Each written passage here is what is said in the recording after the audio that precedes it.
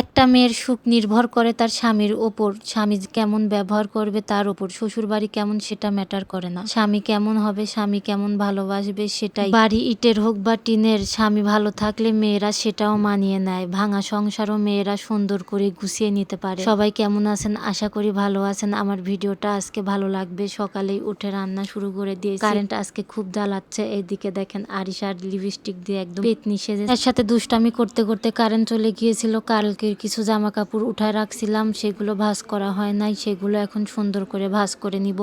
আর কিছু জামা কাপড় তো ঘরেও মেলে দিয়েছি, দেখলাম অনেক মেঘ করেছে। একসাথে আমার অনেক জামা কাপড় ধুতে হয়, যেহেতু আমার 3টা বাচ্চা, অনেক জামা কাপড় নোংরা হয়। আরিশা দেখেন এইদিকে আমার সাথে দুষ্টামি করতেছিল, আর আমি জামা কাপড়গুলো আস্তে আস্তে সব ভাঁজ করে নিচ্ছিলাম।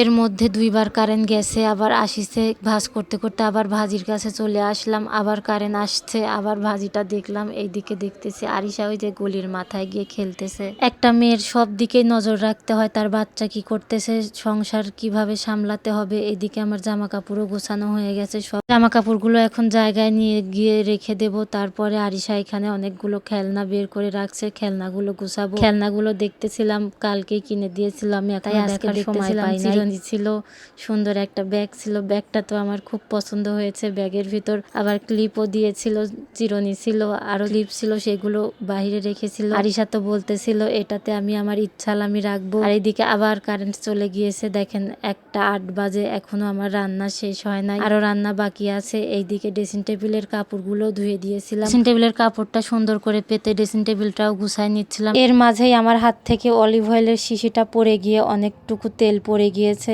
এই তো শিশির মুখটা দেখেন একদম ভেঙে গেছে। নতুন কিনে নিয়ে আসছিলাম, একদম অর্ধেক তেলই পড়ে গেছে, খুব খারাপ লাগতেছিল। এদিকে নিহাল শিফাত চুল কেটে তাই দেখতেছিলাম কাটা কেমন হয়েছে, তা তো ওরা আমাকে দেখতেই দিল না। দুজন বের হয়ে গেল গোসলে। আর এইদিকে দেখেন আরিশা লিপস্টিক দিয়ে আরো বেশি সাজগুজ করেছে। এইদিকে আমার ড্রেসিং টেবিলটাও গোছানো শেষ। নিহাল কি যেন বলেছে, আর আরিশা দেখেন কি কান্না শুরু করে দিয়েছে। এর মাঝে আমার একটা পার্সেল চলে আসছে সামনে। তো বাচ্চাদের জন্য কয়েকটা গেঞ্জি অর্ডার দিয়েছিলাম। দেখেন কি মেঘ লাগাইছে। ভাবছিলাম তো অনেক বৃষ্টি হবে, কিন্তু বৃষ্টি হয় নাই। ক্যামেরাতে খুব একটা বোঝা যাচ্ছে না, কিন্তু অনেক মেঘ লাগাইছিল, চারপাশ কালো হয়ে গিয়েছিল, বাতাসও একটু উঠেছিল। বৃষ্টি না হয়েই রোদ উঠে গিয়েছিল। এটা বিকালের ভিডিও। আরিশ আমরা ফুল তুলি।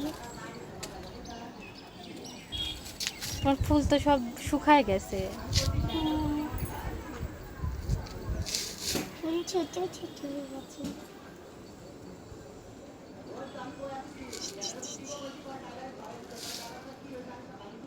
আরিশার ছবি উঠানো শেষ। এইদিকে দেখেন আমি একটা কাঠবাদাম গাছ লাগাইছিলাম, গাছটা অনেক বড় হয়ে গেছে।